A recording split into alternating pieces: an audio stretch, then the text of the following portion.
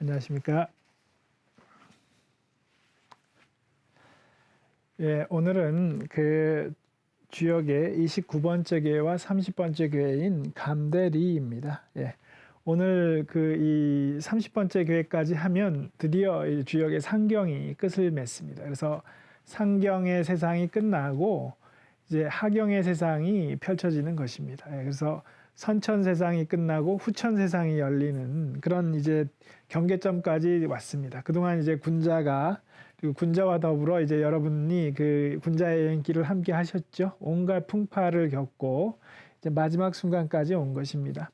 그 마지막 순간도 쉽지 않습니다. 왜냐하면 지금 그 상경의 세상은 제가 여러 번 말씀드렸지만 아직 그 규범이 확립되지 않은 세상입니다. 그러니까 일종의 그 서부 시대 같은 서부 영화의 그 보안관도 없고 법도 없는 그 무법천지, 어찌 보면 무법이 횡행하는 그런 세상이죠. 예와 의리가 확립되지 않은 난세입니다. 난세. 그래서 군자가 지금까지 무엇을 하려고 했나? 이 난세를 그대로 둘 수 없죠. 난세 때문에 몸에 온갖 많은 사람이 다치고 죽고 하기 때문에 이 세상의 규범을 확립하려고, 이 난세를 예와 의리가 확립된 세상으로, 사람들이 서로 믿고 살 수 있는 세상으로 만들기 위해서 군자가 지금까지 온 것입니다. 드디어 마지막 순간에 왔는데 마지막 순간에 쉽지 않죠. 저희가 지난 시간에 본 것이 이의 길과 그 내실을 기하는 이의 길과 대과의 길이었습니다. 왜 내실을 기하든 뭐 과감하게 치고 나가든 왜 그랬느냐? 대천을 건너기 위한 것이었죠. 그 마지막 목표, 큰 목표를 이루기 위해서 대천을 건너야 하는, 그 대천을 건너는 게 뭐냐 하면 바로 규범을 확립하는 것입니다. 규범 확립.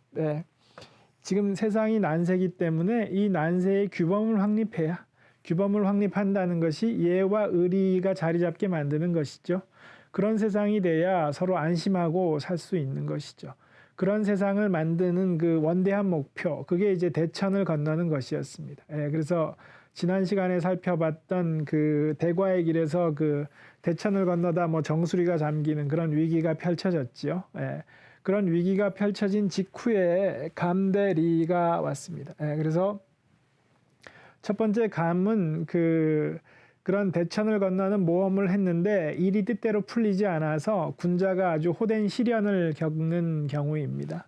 그래서 감은 그 호된 시련이 닥쳤는데 그 시련을 자기를 성찰하는 계기로 삼는 길입니다. 그런 길이고, 그 다음에 리는 그 어떤 시련, 위기가 닥쳤을 때 이거를 받아들이고 나를 성찰하는 계기로 삼는 게 아니라 이 시련이 부당하다, 맞서 싸우고 그거를 뚫고 나가겠다라고 하는 게 리의 길입니다. 그래서 두 갈래 길이 되는 것이죠. 시련이 닥쳤는데 이걸 내가 감수하고 나를 성찰하는 계기로 삼겠다, 이렇게 하는 거가 감이고, 이 시련은 부당한 것이다, 난 맞서 싸우겠다, 이건 내가 감수할 수 없다라고 맞서 싸우는, 그게 리입니다. 이렇게 해서 서로 대대가 되는 것이죠. 그래서 한번 감을 먼저 보고 그 다음 리를 보실 겁니다. 그래서 그 시련이 부당하기 때문에 오히려 바로잡겠다, 이 사회를 바로잡겠다, 새로운 규범을 세우겠다고 하는 게 리입니다. 그래서 감을 살펴보시고 그 다음 리를 살펴보시면 전체를 이해하실 수 있을 거라고 봅니다. 감은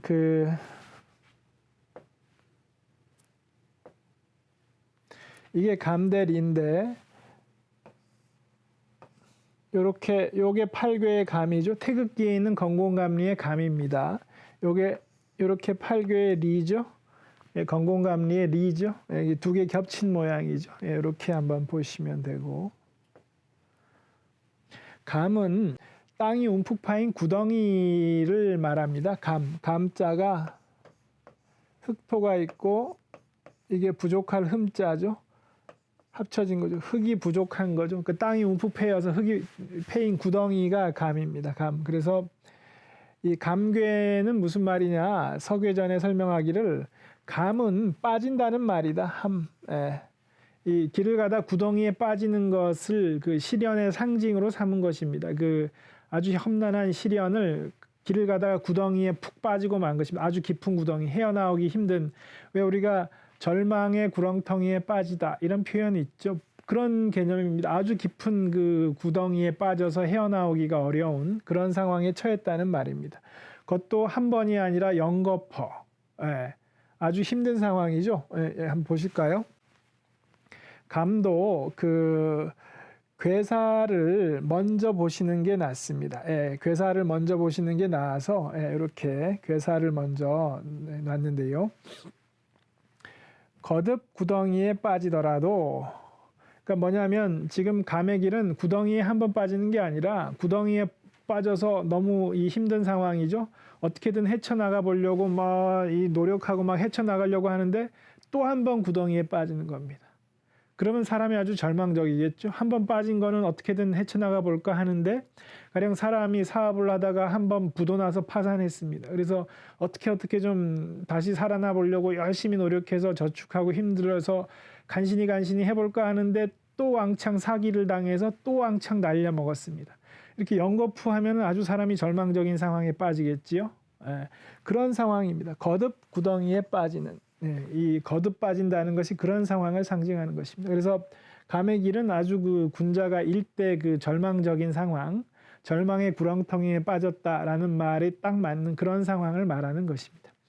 거듭 구덩이에 빠지더라도 믿음을 갖고 마음가짐을 유지할 수 있으면 형통하리라. 이 말이 아주 이 감궤의 핵심입니다. 그런 상황에 빠지더라도 믿음을 갖고 마음가짐을 유지할 수 있으면 형통하다. 이 감궤의 취지가 어디 있는가가 바로 이 핵심이 요약되어 있고 있다. 효사에서 한번 거듭 확인하실 수 있습니다. 유부, 유심, 형. 믿음을 갖고 마음가짐을 유지할 수 있으면 형통하리라. 행하면 숭상받음이 있으리라. 이렇게 말하고 있습니다. 감궤의 취지를 얘기하고 있고, 이 취지를 바탕으로 한번 쭉 보시면 보실 수 있을 겁니다. 보실까요? 처음에 음이온이 거듭 구덩이에 빠지는 상이다.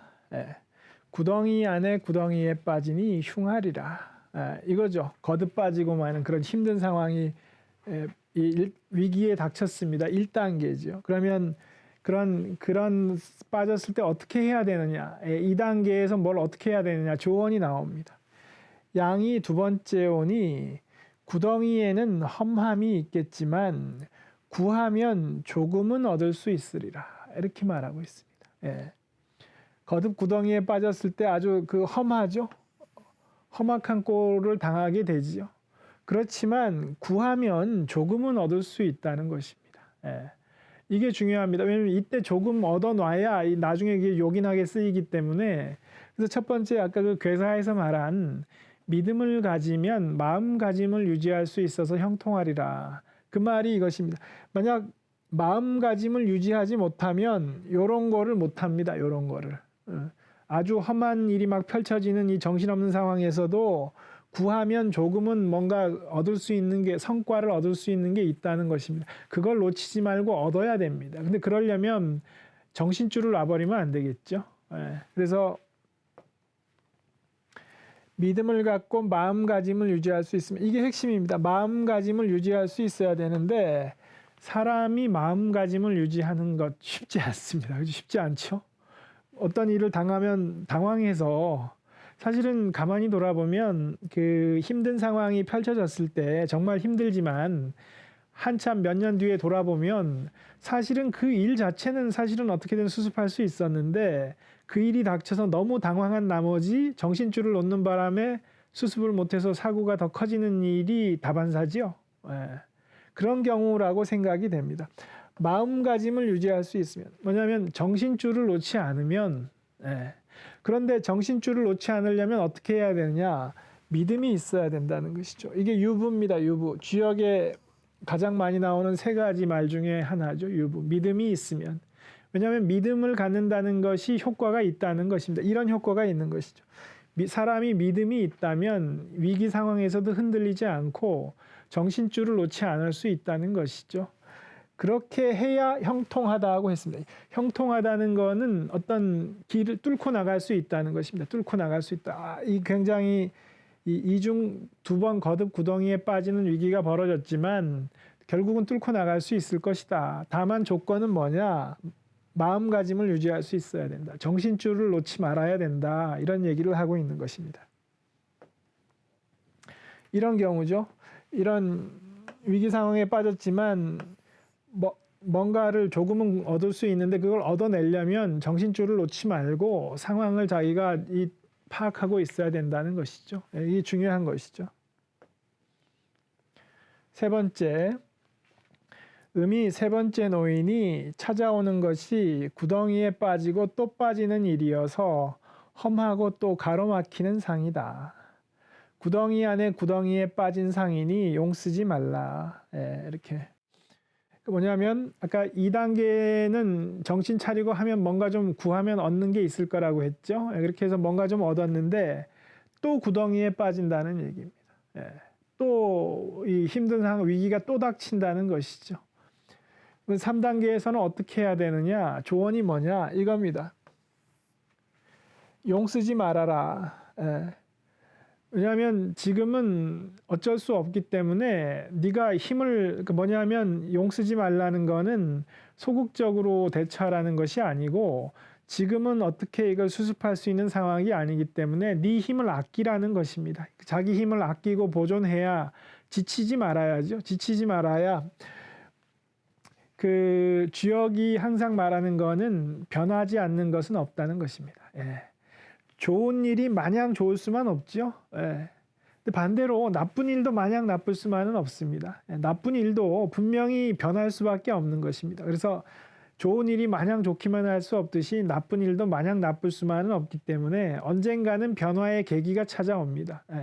그런데 그 변화의 계기가 찾아왔을 때 내가 움직일 힘이 남아 있어야 되겠죠. 그러려면 힘을 아껴야 되는 것입니다. 당장 구덩이에 빠졌다고 정신없이 허우적대고 뭐 하느라고 힘을 다 낭비해서 탈진해버리면 정작 변화의 계기가 찾아왔을 때 헤쳐나올 수가 없는 것이죠. 그래서 3단계에서 주는 조언은 쓸데없이 힘을 낭비하지 말라는 것입니다. 그러면 드디어 변화의 계기가 찾아옵니다. 그게 4단계입니다. 4단계. 음이 네 번째 오니 술통에 든 술과 궤를 놓고 동의로서 거듭 권하며 들창을 통해 약식례를 올리는 상이다. 이건 뭐냐면 약식례, 그러니까 지금 제사를 올리는 상황을 비유한 것입니다. 뭐냐면 어떤 변화의 계기가 찾아왔는데 그 변화의 계기에 합당한 노력을 기울이는 모습을 제사를 올리는 거에 비유하고 있습니다. 그 약식례라는 건 뭐냐면 정식으로 제사를 올리려면 제수용품을 제대로 갖춰야 되는데 지금 거듭 구덩이에 빠졌기 때문에 남아있는 게 별로 없죠. 그렇기 때문에 정식 예는 못 올리는데 대신에 약식례라도 올리라는 것입니다. 그렇게 하면 종국에는 허물이 없으리라 이렇게 말하고 있습니다. 종국에는 허물이 없으리라. 종국에는 이게 이 말의 핵심인데 종국에는 허물이 없다는 얘기는 당장은 사람들이 뭐라고 할 거라는 겁니다. 저렇게 초라하게 저것도 예 올리는 거라고 올리냐 이렇게 말하는 사람이 있을 거라는 얘기입니다. 그렇지만 그거는 일시적인 것이고 종국에는 허물이 없을 것이다 이렇게 말하고 있습니다. 왜냐하면 예를 올렸기 때문에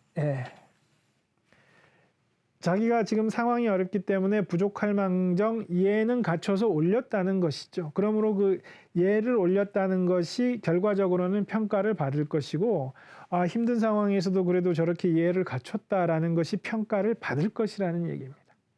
이런 거 뭐냐면 점인들이 관찰한 결과입니다. 점인들이. 그러니까 중요한 얘기죠. 뭐냐면 이런 거 종국에는 허물이 없을 것이다. 당장은 왜 이렇게 초라하냐, 저것도 예라고 올리냐 이렇게 말하는 사람들이 있겠지만 시간이 흐르면 평가가 바뀔 것이다. 점인들이 관찰하니까 그랬다는 것이죠. 이런 것 저는 참 중요한 대목인 것 같습니다. 뭐냐면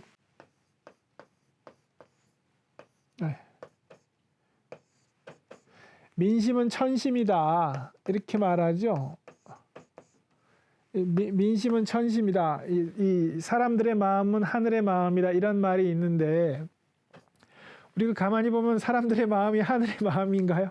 사람들 마음은 사실은 변덕이 죽을 듯하고 이러죠. 근데 저민들이 아주 명쾌하게 결론을 내려준 것입니다. 뭐냐 하면 사람의 마음이 변덕을 끓듯하는 건 뭐냐 하면 잠깐이라는 것입니다. 잠깐.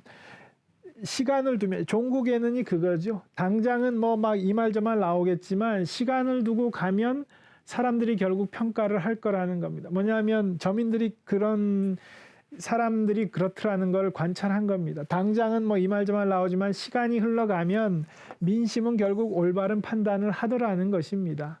그래서 민심이 천심인 것이죠.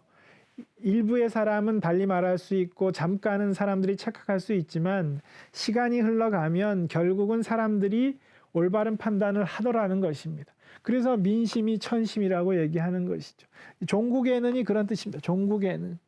그러므로 이 약식예일망정 예의를 갖춰서 올리는 게 중요하다는 것입니다. 그러면 당장은 말이 나오겠지만 결국은 그게 평가를 받는다. 이렇게 말하고 있는 것입니다. 4단계에 주는 조언입니다. 이렇게 힘든 상황에서 약식예를 올리려면 역시 정신줄을 놓지 말아야 되겠죠. 근데 이제 이 위기에 치여서 정신줄을 놓아버리면 이런 거 못하지 않습니까? 이 예의를 갖추는 거. 필요한 변화의, 이건 비유입니다. 필요한 변화의 계기가 왔을 때 그 계기에 합당한 행동을 한다는 것을 비유적으로 말하는 것입니다. 그러려면 정신줄을 놓지 말아야 되겠죠. 네. 변화의 계기가 왔을 때 이 자기 여력이 닿는 한에서 합당한 대응을 하라는 것입니다. 평상시처럼 제대로 모든 것을 갖출 수는 없겠지만 부족할 망정 그거를 갖춰서 행동을 해라. 이렇게 비유적으로 말하고 있는 것입니다. 그 다음에 5단계. 양이 5번째에 오니 구덩이를 다 메우지 못했더라도 지가 이미 평정을 이루었다면 허물은 없으리라. 이렇게 말하고 있습니다.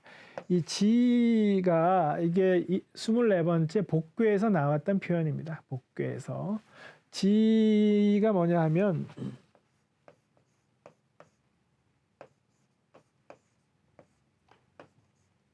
두 글자의 합이죠. 요거는 제사를 올리는 제단입니다. 제단. 요 글자는 근본 저자인데 이거는 뭐냐 하면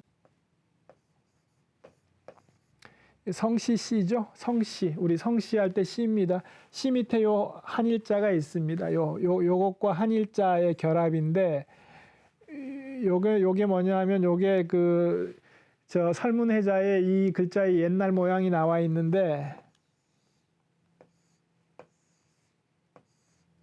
요렇게 돼 있습니다. 요 한일자가 있죠. 뭐냐면 이게 이 성시 시자가 나무의 뿌리입니다. 뿌리가 지금 땅에 딱 박고 있는 모습을 그린 게 요 근본 저자인 것입니다. 한일자가 결합된.